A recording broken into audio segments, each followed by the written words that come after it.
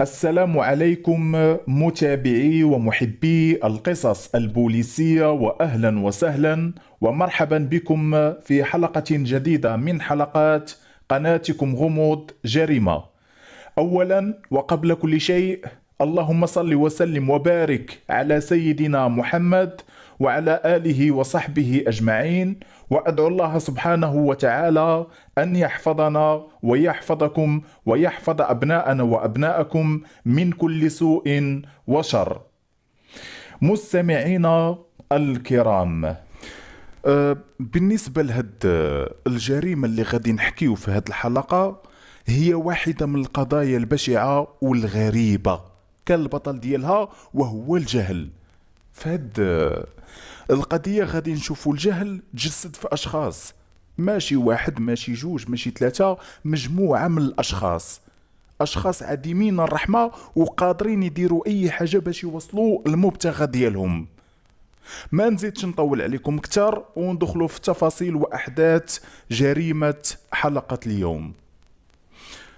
واحد السيد الاسم ديالو عبد الواحد، فعمره 49 سنة، كيسكن في مدينة الدار البيضاء، مزوج، عنده وليدات. هاد عبد الواحد الأصل ديالو من ضواحي مدينة برشيد. قبل ما يتحول للدار البيضاء كان ساكن في ضواحي برشيد في البادية. كان ساكن حدا خوتو جوج بانين في الأرض ديالهم. عنده هو شي أراضي تما وارثهم على باه، كان باع منهم شي حاجة وتحول للدار البيضاء. الفلوس باش باع شرا بها شقة في الدار البيضاء.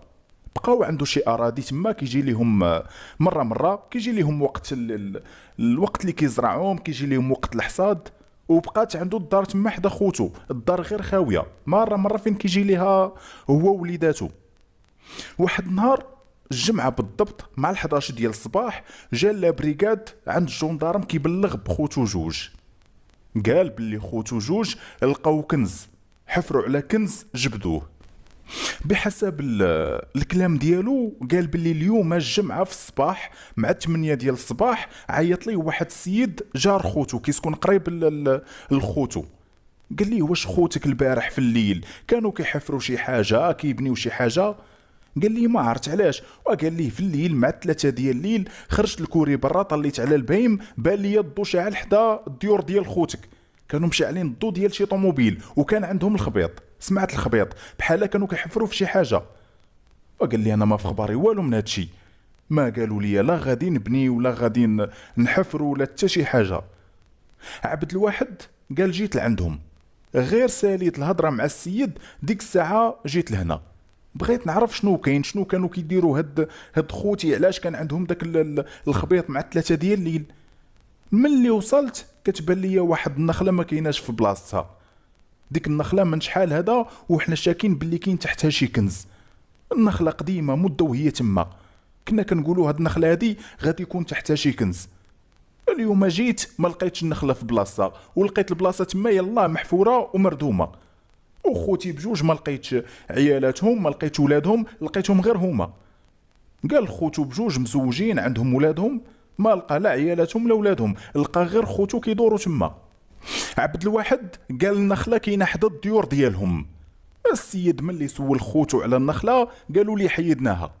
علاش حيدتوها؟ قالوا لي شاده البلاصه تما بلا فايده حيدناها. امتى حيدتوها؟ وقالوا لي شي ايام دابا باش حيدناها. وشنو كنتو كتحفروا البارح؟ قالوا لي الله يهديك اش كنا كنحفروا البارح. قال لهم وصلاتني خباركم كنتو كتحفروا في الليل، والبلاصه فين كانت النخله يلاه محفوره وتردمات، ماشي محفوره هذه السيام. قالوا لي الله يهديك يا عبد الواحد، هذا اللي قال لك كنا كنحفروا غير كذب عليك، حنا راه ما حفرنا ما والو، واش غادي نحفروا في الليل؟ قال لهم جبدتوا الكنز، داكشي اللي جبدتوه تقسموا معايا. قالوا لي اش من كنز غادي نقسموا معاك؟ والله ما جبدنا شي كنز، النخله حيدناها من تما غير حيتاش كانت شاده البلاصه هكاك وصافي. وعلاش قلتوا لي ما كنتوش كتحفروا البارح؟ قالوا لي ما كناش كنحفروا البارح، النخله حيدناها 6 ايام هذه. قال لهم كنتو كتحفروا اليوم في الصباح، وصلتني الخبار، والسيد اللي قالها لي ما غاديش يكذب عليا. قال لي خوتك البارح في الليل كانوا كيحفروا، والله حتى جبدتوا الكنز تقسموا معايا. بقاو كيقولوا ليه ما كاين لا كنز لا والو، وهو كيقول لهم تقسموا معايا، والله حتى جبدتوا الكنز، داكشي اللي جبدتوه تقسموا معايا. ملي حكر عليهم بزاف داروا فيه سبوه عيروه وجراو عليه. ما كاين لا كنز لا والو، ملي جيتي وانت الكنز ما الكنز، سير الله يعاوننا ويعاونك. غير خرج من عندهم مباشره جا لابريغاد بلغ بهم. رافقوا الجندارم الديور ديال خوتو، لقوهم تما. خوتو اول ما شافوا الدرك الملكي بان عليهم الخوف. الجندارم لاحظوا هادشي. عبد الواحد ورا الجندارم المكان اللي كانت فيه النخله. فعلا البلاصه تما كان واضح انها عاد مردومه، ماشي السيام كيف ما قالوا لخوهم. هضروا معاهم الجندارم، قالوا لهم خوكم كيقول بلي نتوما حفرتوا على شي كنز هنا، جبتوا شي كنز من هنا. قالوا لا ما كاينش هادشي، حنا ما جبدنا لا كنز لا والو، حنا غير كانت واحد النخله هنا معمره البلاصه حيدناها، خونا غير كيخربق. امتى حيدتوا هاد النخله؟ شي السيام باش حيدناها. الجندارم قالوا لي من البلاصه هنا يلا محفوره، كيفاش السيام هادي باش حفرتوا وحيدتوها؟ قالوا لا السيام دابا باش حفرنا هنا وحيدنا ديك النخله. الجندارم جابوا السيد جارهم اللي عيط لخوهم عبد الواحد. امتى شفتي هاد الناس كيحفروا هنا؟ قال شفتهم البارح، ولكن انا راه ماشي شفتهم كيحفروا. وشنو شفتي؟ داكشي اللي قال لخوهم قالوا للجندارم. قال في الليل مع 3 ديال الليل خرجت برا الكوري، طليت على البهيم، بان لي عندهم الضو هنا، كانوا مشعلين الضو ديال شي طوموبيل، وسمعت الخبيط بحال كانوا كيحفروا في شي حاجه. هادشي اللي كاين.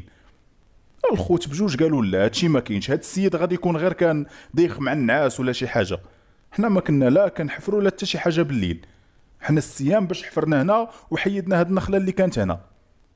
النخله تلقات عندهم جارينها لواحد القن تما، نخله قصيره فيها تقريبا 2 متر ونص. الدرك الملكي قلبوا ليهم المنازل ديالهم، قلبوا هنا قلبوا هنا، ما لقاو حتى شي حاجه، ما كاين لا كنز لا والو. قلبوا برا ورا المنازل ديالهم، قلبوا في الارض ديال هاد الناس، عندهم واحد الارض قاسمينها كاينه حدا الديور ديالهم. قلبوا ربما يلقوا اثار الحفر، جبدوا داكشي من هنا دفنوه هنا. قلبوا تما ما لقاو حتى شي حاجه. سولوهم على الزوجات ديالهم، على اولادهم، هذا كيقول مراته في دار والديها، الاخر كذلك ومثال كيقول مراته في دار والديها. امتى مشاو؟ هذا كيقول مراته مشات نهار الاربعاء، الاخر كيقول حتى هو مراته مشات نهار الاربعاء. كيفاش انت مراتك في دار والديها وانت مراتك في دار والديها وبجوجهم مشاو نهار الاربعاء؟ هاد عيالاتكم متفقين؟ هذا قال مراته بغات تمشي لدارهم صيفطها، الاخر حتى هو نفس الحاجه كيقول مراته بغات تمشي لدارهم صيفطها. والجندارم عرفوا باللي الكلام اللي قال السيد جارهم صحيح، هاد الناس هادو فعلا كانوا كيحفروا على شي حاجه تما في الليل. الخوت بجوجهم صيفطين عيالاتهم عند والديهم، هادي والديها كيسكنوا في مدينه، الاخرى والديها كيسكنوا في مدينه. عرفوا باللي عندهم وليدات كيقراو، الوليدات مشاو مع الامهات ديالهم. عاد ان البلاصه تما يلاه محفوره وتردمات، كاينه شي حاجه ماشي هي هذيك، هادشي بزاف على الصدفه. الخوت تعمدوا يصيفطوا عيالاتهم لعند والديهم باش هما يحفروا تما. واش كانوا كيحفروا بوحدهم؟ واش كان معاهم شي حد الان مازال حتى شي حاجه ما بينه، لانه حد الان الخوت شادين في الكلام ديالهم، كيقولوا ما كنا لا كنحفروا لا والو. الجندارم بداو الحفر في البلاصه تما فين كانت النخله. اثناء الحفر غاديين يعريو على جثه انسان مدفونه بهذا المكان. ملي عراو على الجثه اتضح انها كترجع لولد صغير ذكر، العمر ديالو من 6 حتى ل 7 سنين. من خلال محضر المعاينه هذا الولد هذا تلقى مذبوح من الوريد حتى الوريد. طبعا هادشي كيبين على الوحشيه ديال المجرم اللي قتل هذا الولد هذا، ما رحموش ما حنش فيه. من غير هادشي تلقى جرح في اليد اليسرى ديال الضحيه. من الحاله ديال الجثه عرفوا الجندارم ان الولد ما داش وقت طويل على المقتل ديالو، الدري يلاه مقتول ومدفون في هذا المكان. من بعد المعاينه واخذ صور الاحترازيه للجثه والمكان اللي تلقات فيه الجثه، تنقلات جثه الضحيه لمستودع الاموات. الخوت بجوج اعتقلوهم الجندارم. في البحث هاد الخوت سعيد وتوفيق غاديين يعترفوا بامور اللي كانت بشعه. في الاعترافات ديالهم قالوا بلي هما ما كيعرفوش هاد الولد، ما كيعرفوا الاسم ديالو، ما كيعرفوا والديه، ما كيعرفوا دارهم، ما حتى شي حاجه، ما عارفينوش منين بلاصه بالضبط. وقالوا ماشي هما اللي قتلوه الاشخاص اللي كانوا معاهم. من غير هاد الخوت كانوا معاهم 4 الاشخاص اخرين. الفقيه ديال الدوار فين كيسكنوا، وثلاثه الاشخاص اخرين ما كيعرفوهم شكون بالضبط، كيعرفهم الفقيه ديال الدوار. هاد الثلاثه الاخرين من بينهم جد الضحيه، قالوا لهم هذا راه جد الولد. هما ما كيعرفوش واش جدو ولا لا، الناس اللي كانوا معاهم قالوا لهم جدو. يعني كانوا هما 6 الاشخاص. هاد الخوت بجوج قالوا باللي ديك النخله مده طويله وهي تما. هما من شحال هذا كانوا شاكين يقدر يكون شي كنز مدفون تما، ولكن عمرهم ما حاولوا يحفروا ولا يقلبوا واش كاينه شي حاجه تما ولا لا. حتى مؤخرا وحده من عيالات هاد الخوت مرات توفيق قالوا حلمات واحد الحلمه. النخله قريبه بزاف لدار توفيق، بعيده على الدار بشي 6 متر. مرات هاد توفيق بحسب الهضره اللي قالت لراجلها وقالتها لوسا سعيد ومراته، قالت لهم غسلت المعن الاواني، داك الماء باش غسلت المعن خرجتو كبيتو على النخله، خواتو على النخله. في الليل ملي نعسات قالت حلمات بمراه سيفتها خيبه كتخلع ومعها 2 الولاد. ديك المراه لابسه حوايج مسخين، ولادها حتى هما لابسين حوايج مسخين، جات لعندها حضراتها قالت ليها اخر مره تكبي وسخك على داري وعلينا، كنت نقيه انا وولادي وسختينا، عجباتك هاد الحاله اللي درتي فينا، هاد المره حضرتك، مره اخرى ناديك انت وولادك. السيده داكشي اللي حلمات بيه قالت لهم فقت كنت رعد، ملي خرجت من الدار عينيا ما قدرش نهزها في النخله ولا نشوف فيها، انا خارجه وكنحس بحال هذيك المراه كتشوف فيا هي وولادها. المراه تخلعات قالت لهم عمرني بقيت ندور بجهه ديك النخله ولا نقرب ليها ولا حتى نشوف فيها. غير المراه قالت لهم ها كاين راجلها توفيق وخو قالوا النخله مسكونه، ومادام مسكونه كاين شي كنز تما بحال والو. المراه اللي حلمتي بها غادا تكون هي اللي حارسه داك الكنز هي وولادها. شنو داروا؟ جابوا الفقيه ديال الدوار، مشاو لعندو هضروا معاه قالوا ليه كاين. توفيق عاود ليه الحلمه اللي حلمت مراته. الفقيه جا معاهم النخله دار بها، قال لهم غناكم الله كاين كنز مدفون هنا. شنو المعمول؟ قال لهم وياكم تحفروا ولا شي حاجه، راكم تاداو وعندكم تقولوها لشي حد، الهضره تبقى بيناتنا. انا كنعرف ناس مختصين في هادشي، حنا اللي غادي نحفروا على الكنز ونجبدوه، وكل ودي نصيبه، نتوما غادي تاخذوا النصيب الكبير. قالوا لي صافي. اتفقوا هما بيناتهم باش ما يجبدوش الهضره مع خوهم عبد الواحد ومع واحد خاتهم مزوجه غير في المنطقه تما، باش ما يقسموش معاهم الكنز اللي غاديين يجبدوا. دازت يومين جا عندهم الفقيه قال لهم راني دويت مع الناس، اليوم غاديين يجيو لعندي، غادي نجيو لهنا نشوفوا شنو كاين، وديك الساعه هما اللي غاديين يقولوا شنو خاص باش نحفروا على الكنز وانت غادي نحفروا عليه. الفقيه رجع لعندهم داك النهار وجا مع 2 الناس لديك النخله، داروا بها حتى هما، قالوا لهم كاين كنز مدفون هنا، غناكم الله. ها شنو غادي خصنا وغادي خصنا الدم ديال شي حد زهري. الدم الزهري كيسهل الحفير، داكشي كيطلع غير بوحدو. الخوت قالوا حنا تقدينا ديك الامور اللي قالوا لينا، وهما جابوا الولد. قالوا لا 4 عيطوا لينا قالوا لينا راه حنا لقينا واحد الدري زهري غادي ناخذوا ليه شويه من الدم ديالو. قالوا لينا ما تخافوا ما والو، غادي نجرحوه غير جرح بسيط في يدو صافي، هادشي اللي كاين، عندكم يسحب لكم غادي نقتلوه ولا شي حاجه، والدري راه غادي يكون معنا جدو، غير هو نتوما عيالاتكم ولادكم صيفطوهم لشي بلاصه ما يبقاوش يدوروا تما، ما خصهمش يبقاو تما حيت صعيب عليهم الحال، يقدروا يتاداو حتى نساليو، وديك الساعه دوز واحد اليومين وجيبوهم. قالوا لهم صيفطوهم اليوم حيت غدا غادي نجيو لعندكم باش نخرجوا الكنز. الخوت قالوا لهم صافي، صيفطوا عيالاتهم ولادهم لعند والديهم، صيفطوهم نهار الاربعاء. الخوت متفقين مع عيالاتهم بما جبدوا الكنز واحد يومين عادي يرجعوا ديك الساعه. الخوت اتفقوا مع دوك الاشخاص الغد ليه الخميس في الليل غادي يحفروا على الكنز. الغد ليه في الليل جويل 10 ديال الليل جاو لعندهم، جات الطوموبيل الاولى فيها الفقيه ديال الدوار فين كيسكنوا هاد الناس، وفيها السيد الاخر ومعاهم الولد. جاو دخلوا الدري لدار توفيق، سدوا عليه في واحد البيت تما، بداو هما كيعزموا على ديك النخله، جابوا واحد الماء معاهم بداو كيرشوه تما، يرشوا هنا. ل 12 ديال الليل جا السيد الاخر بطوموبيل اخرى ومعاه السيد اللي قالوا جد الولد. في الليل مع 1:30 بداو الحفير، شدوا الضحيه خرجوه حتى لتما حدا النخله، جرحوه في يدو. الدري زامي اللي فمو باش ما يبكيش ما يغوتش. السيد اللي قالوا جدو الدرق حتى جرحوا الدري من يدو، قطروا داك الدم تما صافي ورجعوا الدري دخلوه للدار. بقاو كيحفروا تما، كل مره يحفر فيهم واحد. الخوت حتى هما عطاهم حفروا، ها نتوما حفروا وسكتوا ما تدويوش. حفروا حدا النخله ما بان والو. شويه حفروا في الجهه الاخرى ما كاين حتى شي حاجه. شويه قالوا نحيدوا النخله، بقاو مضاربين مع ديك النخله حتى حيدوها. بداو كيحفروا في بلاصه النخله، حفر يا ما تحفر ما بانت حتى شي حاجه. كاع البلاصه تما حفروها. واحد منهم قال الكنز اللي كاين هنا كتير، غادي خصنا دم كتير ديال الزهري. واحد منهم جار السيد اللي قالوا جد ضحيه، بعدو اتساع دوا معاه. ما عرفت شنو قال ليه. السيد مشارك في الطوموبيل الاخرى، ضرق على الدري. هذاك اللي دوا معاه عيط على السيد الاخر، مشى لعندو، خرجوا الدري من الدار، جابوه البلاصه تما، تكاوه وذبحوه. قبل ما يقتلوه الخوت قلنا ليهم شنو باغيين ديروا، واش باغيين تقتلوا الدري؟ قالوا لينا سكتوا، ياك باغيين الكنز سكتوا، بدينا هادشي نكملوه. الكنز نجبدوه باي طريقه نجبدوه. جدو ما قال والو، مالكم نتوما مخلوعين وحالتكم حاله، ترجلوا معنا شويه. ذبحوا الولد، خلوا دمو كيسيل تما.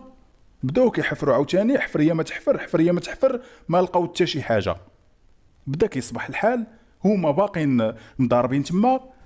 ملي ما لقاو والو، ما جبدوا لا كنز لا والو، واحد منهم جر الاخر، بعدو اتساع دواو مع بعضياتهم. شويه عيطوا على الثالث، الفقي ديال الدوار مشى لعندهم، ما عرفت شنو قالوا ليه. عيطوا على السيد اللي قالوا جد الدري، مشى لعندهم دواو معاه، ما عرفت شنو قالوا ليه حتى هو. الخوت قالوا حنا بقينا غير واقفين في بلايصنا وكنشوفوا وما فاهمين والو في هادشي اللي واقع. كنا في كنز حتى ولينا في دري صغير مذبوح قدامنا. الحال بدا كيصبح. دوك الربعه اللي كانوا معانا بداو كيتخابروا مع بعضياتهم، دواو مع بعضياتهم، جاو لعندنا قالوا لنا ردموا هادشي. الدري دفنوه في شي حفره هنا، وبقاو عاقلين فين غادي تردموه، حيت مازال غادي نحتاجوه. حنا غادي نمشيو بحالنا دابا، حيت الحال بدا كيصبح في الليل ونرجعوا لعندكم. ديك 10 ديال الليل غادي نرجعوا لعندكم. تغنيتو هادشي عندكم هنا كتير، عمرنا ما تلاقينا مع شي كنز كتير بحال هاد الكنز هذا. ما ديروا نتوما والو، غير ردموا حتى نرجعوا عندكم في الليل ونكملوا الحفير. نتوما ما تحفروا ما والو، نتوما غير ردموا هادشي دابا. قالوا هزوا كاع المسائل ديالهم، ركبوا في الطوموبيلات ديالهم، هما بربعه كل جوج ركبوا في الطوموبيل ومشاو بحالهم. حنا ردمنا داكشي، الدري دفناه، حنا حتى مشاو بحالهم. عاد عرفنا بلي داكشي اللي قالوا لينا ما منه والو. شافوا الحال بدا كيصبح، ما كاين لا كنز لا والو، سلتو وخلاو دري مذبوح وحل فينا. خصوصا ملي عيطنا لهم في الصباح ولقينا التليفونات ديالهم طافين، لا النمره ديال الفقيه ديال الدوار لا النمره ديال صاحبه. حنا خفنا، ما قدينا لا نعلموا الجندارم لا والو، لا علمناكم حتى حنا غادي نمشيو فيها. درنا الدري في الحفره، ردمنا عليه تما صافي، واتفقنا باللي هادشي اللي وقع يبقى هنا، يبقى بيناتنا، وحتى حد ما يسيق الخبار. اليوم في الصباح اتجا الدري خونا عبد الواحد، غير وصل شاف النخله ما كايناش، بدا كيسول عليها هي الاولى، فينا هي النخله، جبدتو الكنز تقسموا معايا. حاولنا نهضروا معاه بشويه، حاولنا نهدنوه باش ما نوليوش في شي مشكل في الاخر، وداكشي اللي كنا خايفين منه نطيحوا فيه. دوينا معاه بشويه، هو والو، الكنز فينا هو الكنز، تقسموا معايا الكنز. ملي حكر علينا بزاف، درنا فيه وجرينا عليه، قلنا غادي يمشي بحالو لدارو، صدق جاي لعندكم. هاد الناس هادو كانت هذه هي الاعترافات ديالهم. سولوهم الجندارم واش عاقلين على الارقام ديال السيارات بجوج ولا غير ديال وحده فيهم، قالوا لا ما عاقلينش عليهم وما ديناهاش فيهم. خداو من عندهم الارقام الهاتفيه ديال الاشخاص اللي كانوا معاهم. الفقيه ديال الدوار تما مشاو ليه الجندارم، ما لقاوش السيد، ما كاينش. كاينه مراتو، كاينين ولادو، عنده جوج الولاد ذكور، الكبير في عمره 11 عام، الصغير في عمره 8 سنين. مراتو كتقول الصباح بكري هز شي حوايج ديالو، دارهم في صاك، هز شي فلوس، خلى لي انا شي فلوس، قال لي راك بنتي والدراري وسيري لداركم حتى ندوز لعندكم، صافي ومشى. فين غادي؟ قال لي انا غادي نمشي نقضي واحد الغرض، من تما غادي ندوز لعندكم لدار والديك، انت يا جمعي حوايجك حوايج ولادك وسيري لداركم، نلقاكم تما. ما قالش لك فين غادي بالضبط؟ قالت لا ما قالش ليا. ما قالش لك امتى غادي يمشي لدار والديك؟ قالت لا ما قالش ليا. اتصل بك هاد الصباح؟ قالت لا ما اتصل بها ما والو. انتيا اتصلتي بيه؟ قالت قالت بلي عيطات ليه لقات التليفون ديالو طافي ما خدامش. البارح في الليل واش كان بيت هنا في الدار؟ قالت لا كان خارج، جا للدار حتى للصباح. فين كان؟ قالت ما عرفتش بالضبط فين كان، قال لي غير عندي واحد الغرض هاد الليله مع شي ناس صافي وخرج مشى. دخلوا الجندارم للدار قلبوا عليه ما لقاوش، قلبوا في الجامع تما السيد ما كاينش. الجندارم سولوا مراتو واش بطاقه التعريف ديالو مخليها في الدار ولا هازه معاه؟ قالت هازه معاه. ما عندكمش في الدار نسخه على بطاقه التعريف ديالو؟ قالت لا ما كايناش. كاينه شي صوره ديالو؟ قالت خداو من عندها صوره ديال المشتبه به، خداو من عندها جميع المعلومات ديالو، خداو من عندها رقم الهاتف ديالو. الجندارم رافقاتهم هاد السيده مراتو لا بريغاد. تشعرات النيابه العامه تم تحرير برقيه بحث وطنيه مستعجله بخصوص المشتبه به. الجندارم قالوا لمراتو اتصلي بيه، لا جاوب سولي قولي لي انت فين كاين، انا راه خرجت من الدار غدا لدارنا، انت فين كاين؟ اتصلات بيه كتلقى التليفون ديالو مازال طافي ما خدامش. دازت 40 دقيقه تقريبا اتصل بها هو. السيد خدم التليفون ديالو واتصل بمراتو. الجندارم قالوا ليها جاوبيه وقولي ليه باللي انت غادا لداركم وسوليه فين كاين وامتى غادي يمشي لداركم. المراه جاوباتو سلام سلام، قال لها خرجتي من الدار غادا لداركم ولا باقا في الدار؟ قالت لي غادا لدارنا. قال لها ما سولك حد؟ ما قلتي لحد غادا لداركم؟ قالت لي لا ما سولني حد. قال لها صافي سيري انا غدا غادي ندوز لعندكم. قالت لي انت فين كاين؟ قال لها انا كاين في سلا. اش كدير تما؟ قال لها عندي واحد الغرض هنا غير نسالي ونمشي لعندكم. صافي بسلامه وقطع التليفون. الجندارم ما عرفوش بالضبط فين بلاصه في سلا كاين، ما قال لمراتو والو، حدو قال ليها كاين في سلا، وما كانوش متاكدين واش فعلا كاين في مدينه سلا ولا كاين في شي مدينه اخرى، وكذب على مراتو. رغم ذلك تعلموا البوليس ديال مدينه سلا واحد السيد سميتو فلان مبحوث عليه في جريمه قتل حاليا كيتواجد في سلا. رسلوا ليهم الصوره ديالو والمعلومات ديالو، قلبوا عليه البوليس ديال سلا ما خلاو فين قلبوا عليه، قلبوا هنا ما لقاوش. مراتو رافقوها الجندارم للدار ديالهم كيسكنوا في اكادير. راجلها غير دوا معها وعاود طفى التليفون مره ما بقاش خدمو. الجندارم بالتنسيق مع الامن الوطني ديال مدينه اكادير بقاو مراقبين الدار تما لعل وعسى يبان. داكشي اللي كان الغد ليه مع الوحده ديال النهار جا للدار ديال نسابو، لقى الجندارم والبوليس كيتسناو فيه. اعتقلوه. ملي شدوه مباشره سولوه شكون هما صحابك اللي كانوا معاك ملي قتلتوا الولد في البلاصه الفلانيه؟ ذبحتوه فلان وفلان، شديناهم قالوا بلي كنتي معاهم وانت اللي جبتي ليهم صحابك الاخرين اللي كانوا معاكم. السيد نكر في الاول ما بغاش يعترف، قال انا ما عارف والو على هادشي، انا ما قربت للدري ما قتل الدري ما والو، وما كنعرف صحاب قاتلين دري، انا بعيد على هادشي اللي قلتوا ليا، ما عرفت حتى شي حاجه على هادشي. واخا وعلاش هزيتي حوايجك والفلوس وغبرتي من الدوار، هربتي من الدوار؟ وشنو كنتي كدير في مدينه سلا؟ عد من كنتي في سلا؟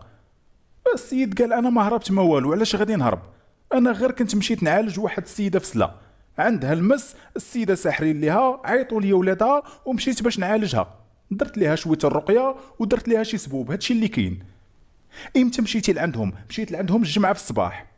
واخا الخميس في الليل فين كنتي؟ كنت في الدار. مراتك قالت ما كنتيش في الدار، قلتي ليها عندك شي غرض مع شي ناس، خرجتي مشيتي ما رجعتي للدار حتى الجمعه في الصباح. فين كنتي وشكون هاد الناس اللي كنتي معاهم؟ قول لينا شكون هاد الناس اللي كنتي معاهم باش نسولوهم ونتاكدوا واش فعلا كنتي معاهم ولا لا، وغتدينا حتى لعند السيده اللي انت مشيتي عالجتيها في سلا. السيد ملي زيروه الجندارم حتى زيروه عمقوا معاه البحث، شاف راسو حصل ما بقى عنده ما يقول، اعترف. قال انا نقول لكم شكون الناس الاخرين اللي كانوا معانا. قال انا ما قتلتش، انا غير كنت كنحفر معاهم، الدري واحد جوج كانوا معانا هما اللي جابوه وهما اللي قتلوه، انا ما قربتش ليه، سولوا غير سعيد وتوفيق هما يقولوا لكم، وحتى هما ما قربوش ليه. واخا شكون هاد الناس اللي كانوا معاكم؟ قال كنعرف واحد منهم، صاحبي كيسكن في نواحي ديال مدينه سلا في قيد ديال واحد المسجد تما. طبعا الناس بحال هادو مجرمين، حاشا واش يكونوا فقهاء، هادو بعاد على دين الاسلام كل البعد، هادو شياطين في ثوب فقهاء. السيد عطى جميع المعلومات والتفاصيل على هاد صاحبو الشريك ديالهم في الجريمه، بالتنسيق مع الدرك الملكي ديال المنطقه فين كيسكن، تم الاعتقال ديالو، شدوه. هاد السيد هذا في البحث لما واجهوه الجندارم بالاعترافات ديال الصديق ديالو وديال الخوت بجوج، اعترف بالجريمه ديالو، اعترف باللي كان معاهم، اعترف باللي هو اللي قتل داك الولد. جبد باقي الاشخاص اللي كانوا معاهم، واحد صاحبه والشخص الاخر اللي هو جد الضحيه. فعلا السيد اللي كان معاهم طلع جد الضحيه. هاد جدو كيسكن في الدرب فين كاين المسجد اللي مقابل هاد المتهم اللي هو الفقيه ديالو. صاحبو الاخر كيسكن في مدينه قنيطره، اعتقلوه الجندارم حتى هو، اعتقلوا جد الضحيه. اللي بان في الاخير ان هاد الولد الضحيه والديه كانوا كيقلبوا عليه وديكلاروا بالاختفاء ديالو عند الدرك الملكي. الخميس في العشيه الدري كان خارج كيلعب في الزنقه قدام دارهم، اتغبر. خرجات مو كتقلب عليه ما لقاتوش. با كيخدم في واحد لافاج كارين واحد البارتما في الزنقه فين كيسكن جد الضحيه با تباه. عندهم هما جوج الولاد ذكور، الولد اللي تلقى مقتول هو الكبير سميتو ايمن، ودري صغير باقي طريبيا يلا في عمرو 8 شهور. الضحيه مو كانت كتخليه يخرج للزنقه بزاف، كتخليه يخرج يلعب في الزنقه بزاف.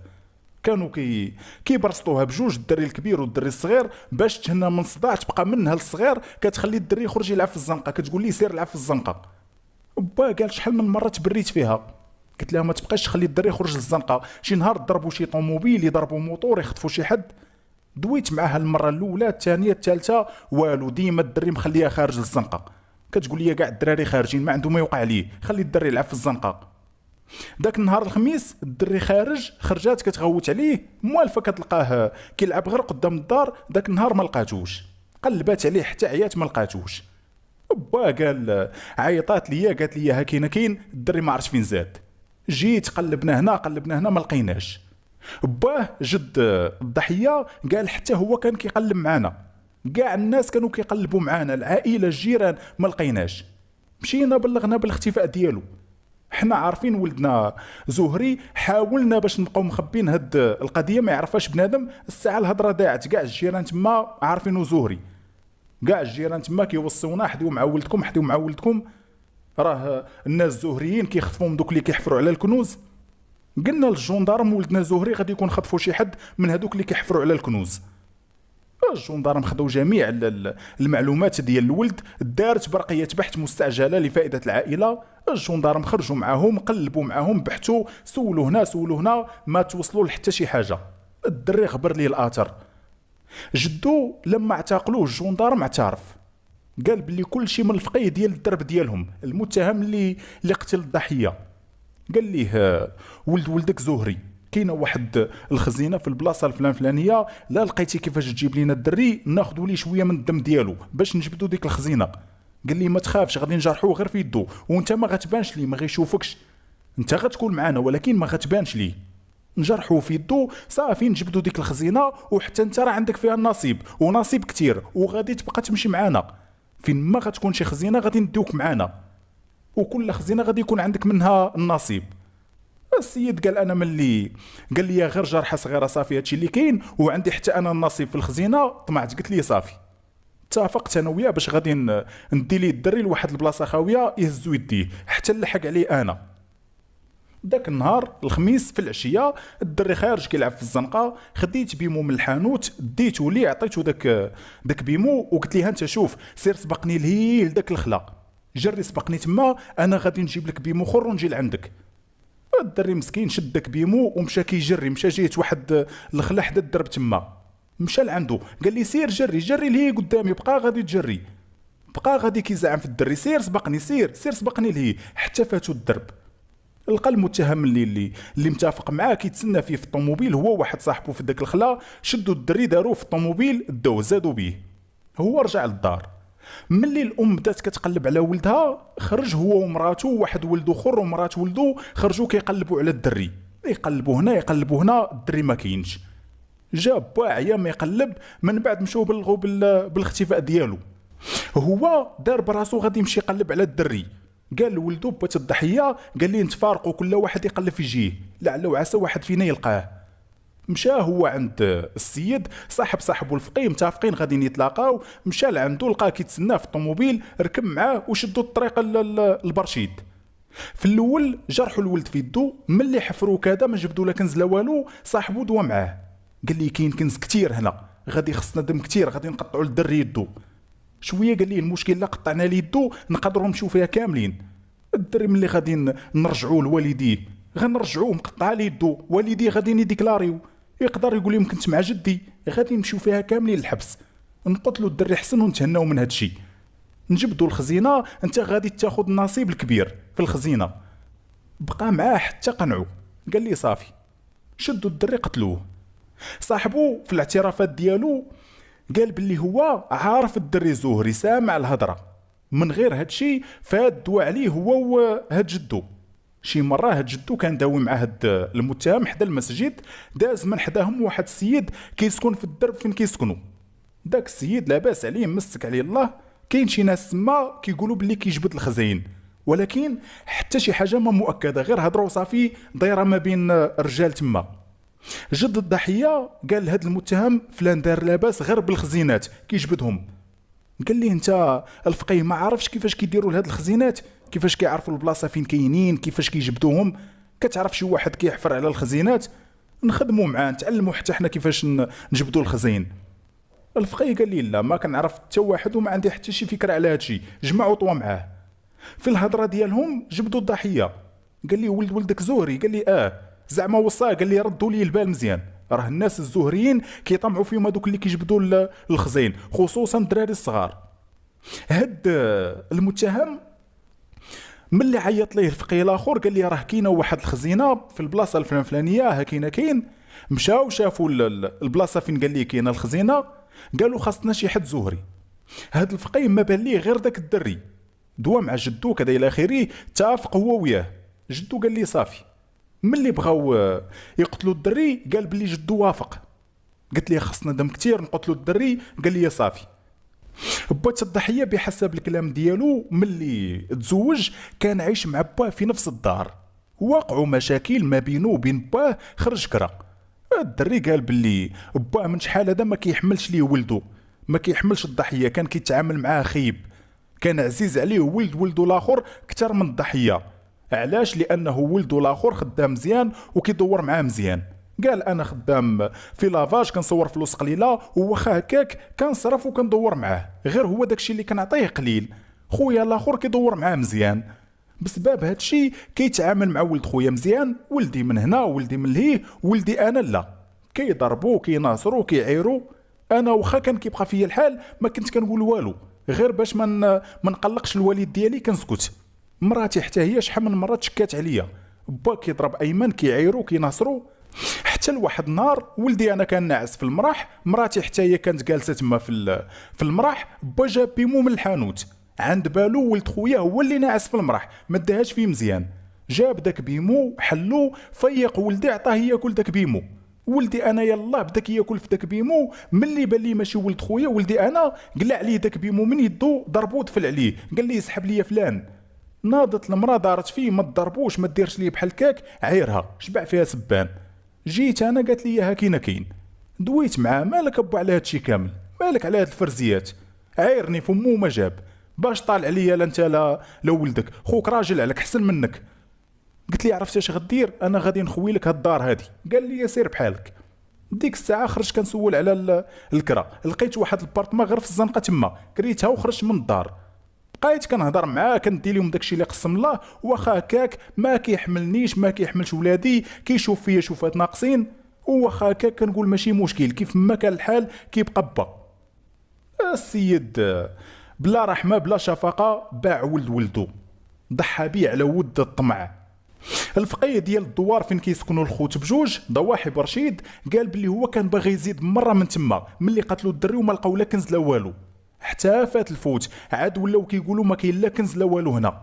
خافوا يحصلوا كذبوا على الخوت حق حتى رجعوا. الفقيه كان باغي يمشي مره من تما، داكشي علاش قال مراتو تهزي الدراري وتمشي لداركم حتى ندوز لعندكم. السيد اللي كيسكن في مدينه قنيطره عنده سوابق عدليه، فايت ليه مدوز واحد المده سجنيه بسبب انهم حصلوا داخلين لواحد الفيرما ديال واحد السيد كيحفروا تما هو وشي وحدين كيحفروا على الكنز.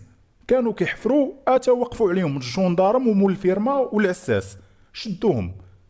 من بعد الاعترافات ديال المتهمين كيتقدموا للمحاكمه الخوت بجوج سعيد وتوفيق جد الضحيه والفقيه ديال الدوار فين كيسكنوا هاد الخوت بجوج، تحكموا ب 30 سنه لكل واحد فيهم. المتهم اللي قتل الولد وصاحبه اللي شد معاه تحكموا بالمؤبد.